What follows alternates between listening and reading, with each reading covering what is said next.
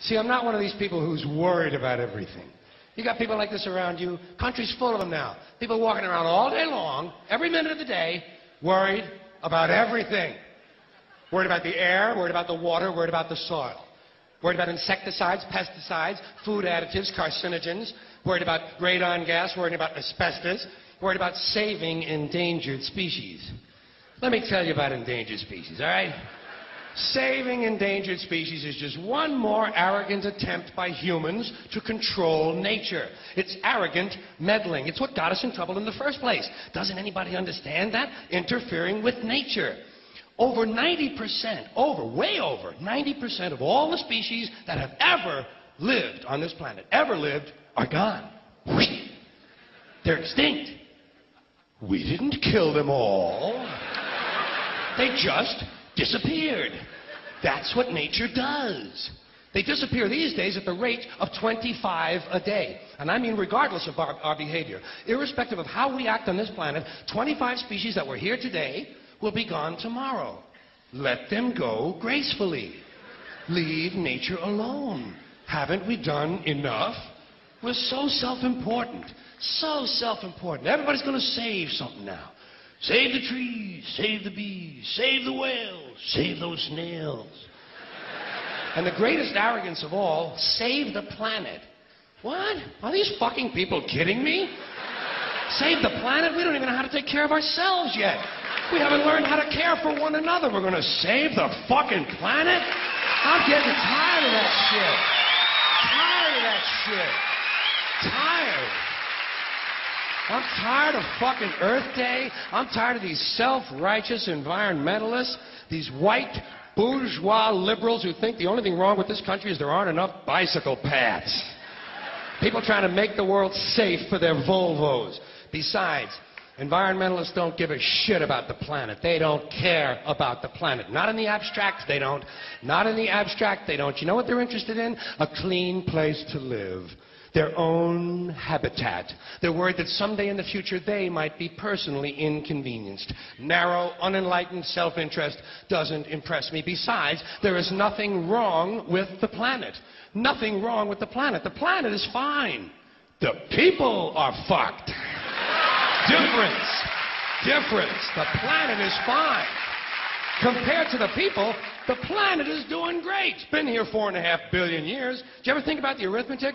Planet has been here 4.5 billion years. We've been here, what, 100,000? Maybe 200,000? And we've only been engaged in heavy industry for a little over 200 years. 200 years versus 4.5 billion. And we have the conceit to think that somehow we're a threat?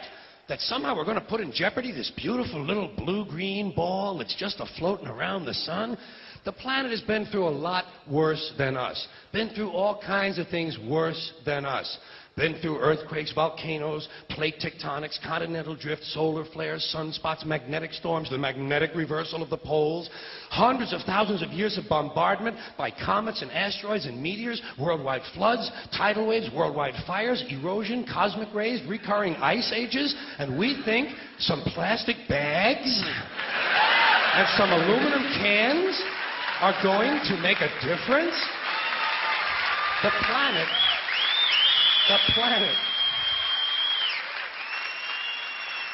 planet isn't going anywhere. We are. We're going away. Pack your shit, folks. We're going away. And we won't leave much of a trace either. Thank God for that. Maybe a little styrofoam. Maybe. Little styrofoam. Planet will be here and we'll be long gone. Just another failed mutation. Just another closed-end biological mistake. An evolutionary cul-de-sac. The planet will shake us off like a bad case of fleas. A surface nuisance. You want to know how the planet's doing? Ask those people at Pompeii who are frozen into position from volcanic ash how the planet's doing. Want to know if the planet's all right? Ask those people in Mexico City or Armenia or 100 other places buried under thousands of tons of earthquake rubble if they feel like a threat to the planet this week. How about those people in Kilauea, Hawaii, who build their homes right next to an active volcano and then wonder why they have lava in the living room? The planet will be here for a long, long, long time after we're gone, and it will heal itself, it will cleanse itself, because that's what it does. It's a self-correcting system. The air and the water will recover, the earth will be renewed, and if it's true that plastic is not degradable, well, the planet will simply incorporate plastic into a new paradigm, the earth plus plastic. The earth doesn't share our prejudice towards plastic. Plastic came out of the earth. The earth probably sees plastic as just another one of its children. Could be the only reason the earth allowed us to be spawned from it in the first place. It wanted plastic for itself. Didn't know how to make it. Needed us. Could be the answer to our age-old philosophical question, why are we here? Plastic. Assholes. So, the plastic is here. Our job is done. We can be phased out now. And I think that's really started already, don't you? I mean, to be fair, the planet probably sees us as a mild threat, something to be dealt with. And I'm sure the planet will defend itself in the manner of a large organism, like a beehive or an ant colony can muster a defense. I'm sure the planet will think of something. What would you do if you were the planet trying to defend against this pesky, troublesome species? Let's see. What might... Viruses. Viruses might be good. They seem vulnerable to viruses. And viruses are tricky, always mutating and forming new strains whenever a vaccine is developed. Perhaps this first virus could be one that compromises the immune system of these creatures. Perhaps a human immunodeficiency virus, making them vulnerable to all sorts of other diseases and infections that might come along. And maybe it could be spread sexually, making them a little reluctant to engage in the act of reproduction. Well, that's a poetic note. And it's a start. And I can dream, can't I? See, I don't worry about the little things. Bees, trees, whales, snails. I think we're part of a greater wisdom than we will ever understand. A higher order. Call it what you want. You know what I call it?